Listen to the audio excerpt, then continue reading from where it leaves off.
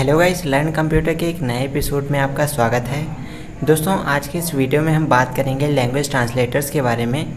Computer में language translator ऐसे programme होते हैं जो किसी भी प्रोग्रामिंग भाषा में लिखे गए प्रोग्राम को मशीनी लैंग्वेज में या कहें तो मशीनी भाषा में कन्वर्ट करने का कार्य करते हैं। दोस्तों, हम कह सकते हैं कि लैंग्वेज ट्रांसलेटर यानी कि भाषा अनुवादक हमारे कंप्यूटर के अंदर ऐसे प्रोग्राम्स होते हैं जो किसी भी उच्च स्तरीय भाषा को निम्न स्तरीय भाषा में कन्वर्ट करने का काम करते हैं, या कहें तो हाई लेवल लैंग्वेज के लिखे गए प्रोग्राम को मशीनी लैंग्वेज में, जिसको हम लोग बाइनरी लैंग्वेज बोलते हैं, 0-1 में कन्वर्ट करने का काम करते हैं। तो उनको हम लोग लैंग्वेज ट्रांसलेटर प्रोग्राम बोलते हैं। कंप्यूटर में 3 तरीके के लैंग्वेज ट्रांसलेटर प्रोग्राम होते हैं, जिसमें पहला है कंपाइलर, दूसरा है इंटरप्रेटर, तीसरा है असेंबलर। तो आज हम इन तीनों के बारे में जानेंगे और इन तीनों के बीच में क्या कुछ बेसिक डिफरेंस होते हैं इसके बारे में भी बात करेंगे। तो दोस्तों, पहला जो हमारा पैरामीटर दिया गया है वो है कन्वर्जन का, यानी कि एक ऐसे प्रोग्राम को कन्वर्ट करते हैं। तो अगर हम बात करते हैं कंपाइलर की, तो कंपाइलर में लिखा है it convert the high defined programming language into मशीनी लैंग्वेज और बाइनरी कोड। यानी कि दोस्तों, जो कंपाइलर होता है ये हाई लेवल लैंग्वेज में लिखे गए प्रोग्राम को, या कहें तो उच्च स्तरीय भाषाओं में लिखे गए प्रोग्राम को मशीनी भाषा में या फिर कहें तो बाइनरी कोड में कन्वर्ट करने का काम करता है। सिंपल वर्ड में कहें तो दोस्तों, हाई लेवल लैंग्वेज में लिखे गए प्रोग्राम को मशीनी लैंग्वेज में कन्वर्ट करने का काम हमारा कंपाइलर करता है। इसी तरीके से बात करें अगर हम इंटरप्रेटर की, तो इंटरप्रेटर में लिखा है it also converts the program developed code into मशीनी लैंग्वेज और बाइनरी कोड। इसमें दोस्तों इंटरप्रेटर में क्या होता है, इंटरप्रेटर जो प्रोग्राम डेवलप किया जाता है, जो कोड आप बनाते हैं, तो उस कोड को ये मशीनी लैंग्वेज में या कहें तो बाइनरी कोड में कन्वर्ट करने का काम करता है। उसको हम लोग इंटरप्रेटर कहते हैं। इसी तरीके से बात करें अगर हम असेंबलर के बारे में, तो असेंबलर में लिखा है it converts program written in the assembly language to मशीनी लैंग्वेज और बाइनरी कोड। यानी कि असेंबलर क्या करता है, असेंबली लैंग्वेज में लिखे गए प्रोग्राम को मशीनी लैंग्वेज में कन्वर्ट करता है, या कहें तो बाइनरी लैंग्वेज में कन्वर्ट करता है।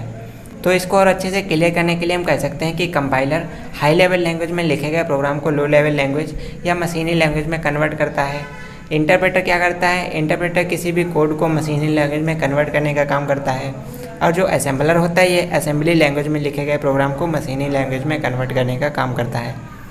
इसके बाद बात करें अगले पैरामीटर के बारे में, तो यहाँ पर लिखा है स्कैनिंग, यानी कि कंपाइलर, इंटरप्रेटर और असेंबलर कैसे प्रोग्राम को स्कैन करते हैं। तो दोस्तों, यहाँ पर लिखा है it scans the entire programme before converting into binary code. यानी कि कंपाइलर क्या करता है, बाइनरी कोड में प्रोग्राम को कन्वर्ट करने से पहले यह पूरे प्रोग्राम को स्कैन करता है। यहीं अगर हम बात करें इंटरप्रेटर की, यहाँ पर लिखा है it translates the program line by line to the equivalent मशीनी कोड। जो हमारा इंटरप्रेटर क्या करता है, interpreter line by line program को लाइन बाय लाइन स्कैन करता है और उसके बाद में उसको मशीनी कोड में कन्वर्ट करता है। इसी तरीके से बात करें असेंबलर की, तो असेंबलर में लिखा है it converts the source code into the object code and then convert it into binary code. तो जो असेंबलर होता है ये सबसे पहले जो हमारा सोर्स कोड होता है उसको पहले ये ऑब्जेक्ट कोड में कन्वर्ट करता है और उसके बाद में ये कन्वर्ट करता है मशीनी लैंग्वेज में।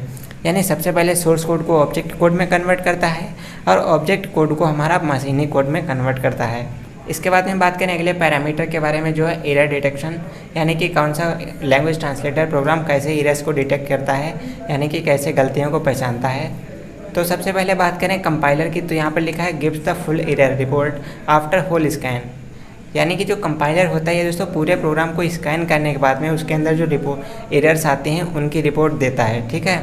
जो इंटरप्रेटर होता है, interpreter detects line by line and stop scanning until the error in the previous line is solved. जो हमारा इंटरप्रेटर होता है ये दोस्तों जब गलतियों को चेक करता है तो ये ऐसे में प्रोग्राम की लाइन बाय लाइन एक एक लाइन की गलतियों को चेक करता है, और अगर कोई भी गलती आ जाती है लाइन में तो वो जब तक गलती सॉल्व नहीं हो जाती, वो एरर दूर नहीं हो जाती है, तब तक वो प्रोग्राम को आगे कंपाइल नहीं करता है, आगे उसको स्कैन नहीं करता है।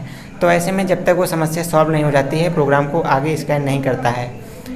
यहीं पर बात करें असेंबलर की, तो असेंबलर में लिखा है it detects error in the first phase after fixation the second phase है स्टार्ट। तो असेंबलर क्या करता है, सबसे पहले तो ये पूरे प्रोग्राम को एक बार स्कैन कर लेता है और उसके बाद में आपको गलतियाँ बता देता है, और उसके बाद में जब आप उन गलतियों को दूर करते हैं तो फिर से प्रोग्राम को पूरा स्कैन करता है। फिर कोई गलती रह जाती है तो ये फिर से आपको गलतियाँ बताएगा, फिर आप गलतियाँ सुधारेंगे और उसके बाद में फिर से पूरे प्रोग्राम को स्कैन करता है। तो इस तरीके से दोस्तों ये एरर्स बताते हैं। आई होप आपको समझ में आ गया होगा। इसके बाद में बात करते हैं कोड जनरेशन के बारे में। तो अगर हम बात करें कंपाइलर की, तो यहाँ पर लिखा है intermediate code generation is done in the case of computer. अब दोस्तों जो हमारा कंपाइलर प्रोग्राम होता है, लैंग्वेज ट्रांसलेटर प्रोग्राम होता है, यह दोस्तों इंटरमीडिएट कोड जनरेशन को डन करता है, पूरा कर देता है। लेकिन जो हमारा इंटरप्रेटर होता है, ये दोस्तों क्या करता है, there is no intermediate code generation, इसके अंदर कोई भी इंटरमीडिएट कोड जनरेशन नहीं होती है। और अगर हम बात करें असेंबलर की, तो यहाँ पर लिखा है there is an intermediate object code generation. इसके अंदर दोस्तों क्या होता है, इंटरमीडिएट कोड जनरेशन होता है और इसके अंदर ऑब्जेक्ट कोड जनरेशन होता है, और इसके अंदर इंटरप्रेटर के अंदर कोई भी कोड जनरेशन नहीं होता है। ठीक है, तो ये आपको ध्यान में रखना है। इसके बाद में बात करें अगला पैरामीटर के बारे में, तो यहाँ पर लिखा है एग्जीक्यूशन टाइम, यानी कि प्रोग्राम को कितनी जल्दी ये रन कर देता है, उसको एग्जीक्यूट कर देता है।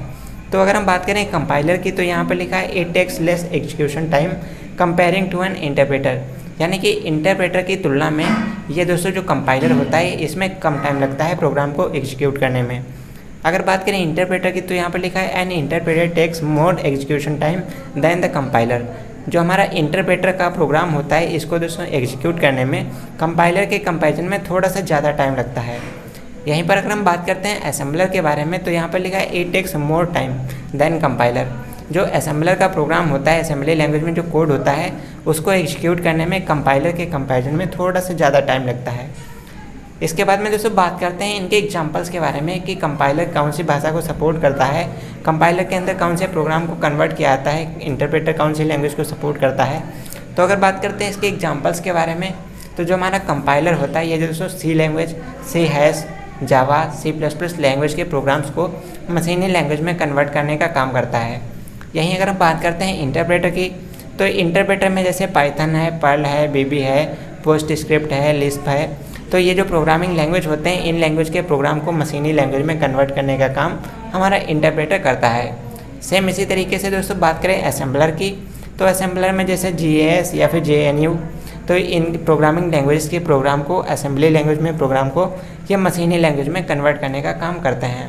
तो आई थॉट दोस्तों अब आपको अच्छे से समझ में आ गया होगा कि हमारे कंप्यूटर के अंदर लैंग्वेज ट्रांसलेटर प्रोग्राम्स क्या होते हैं, और उसके साथ ही आपको ये भी पता चल गया होगा कि कंपाइलर, इंटरप्रेटर और असेंबलर तीनों के बीच में क्या कुछ बेसिक डिफरेंस हैं। तो आज का ये वीडियो आपको कैसा लगा कमेंट करके ज़रूर बताना। वीडियो पसंद आए तो लाइक भी करना, मन में कोई सवाल हो तो कमेंट कर देना। और अगर आप फ्यूचर में कंप्यूटर साइंस से रिलेटेड ऐसे वीडियो सीखना चाहते हो तो चैनल पर विजिट करके चैनल को सब्सक्राइब भी कर लेना। वेल दोस्तों, ख्याल रखिएगा अपना, मिलते हैं आपसे एक और नए वीडियो के साथ, तब तक के लिए नमस्कार।